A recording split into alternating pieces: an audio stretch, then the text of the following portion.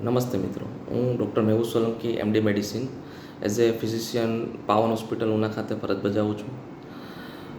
આજે વિડીયો બનાવવાનો મેઇન તાત્પર્ય એ જ છે કે આજે આપણે એચપીવી વેક્સિન વિશે વાત કરીશું. એચપીવી વેક્સિન એટલે કે હ્યુમન પેપિલોમા વાયરસ વેક્સિન. આ વેક્સિન છે એ મુખ્યત્વે ગર્ભાશયના મુખના કેન્સરને અટકાવવા માટે આપવામાં આવે છે. આજે આપણે ગુજરાત સરકાર દ્વારા આ વેક્સિન છે એ મફતમાં 14 વર્ષની દીકરીઓ માટે 14થી 15 વર્ષની દીકરીઓ માટે ફ્રીમાં ઉપલબ્ધ કરાવેલી છે. આ વેક્સિન તમને ક્યાં મળશે?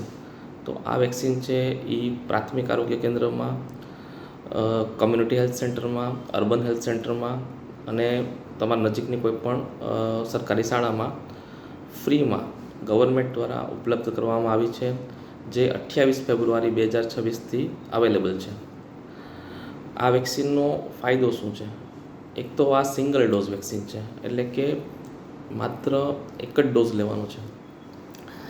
સેકન્ડ થિંગ છે કે આ વાયરસ છે એ સર્વાઇકલ મુખના કેન્સર માટે મુખ્ય જવાબદાર વાયરસ છે.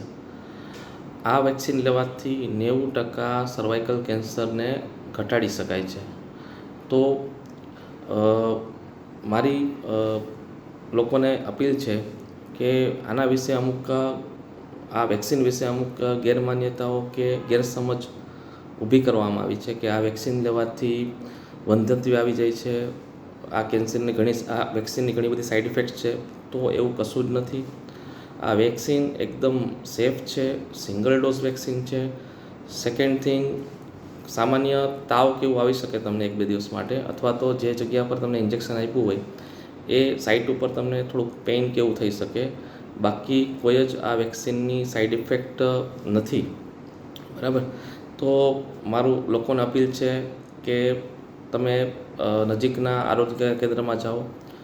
તમારી 14 વર્ષની બાળકી હોય તો તેમને આ વેક્સિન છે એ અવશ્ય લેવડાવો. જય હિન્દ, જય ભારત.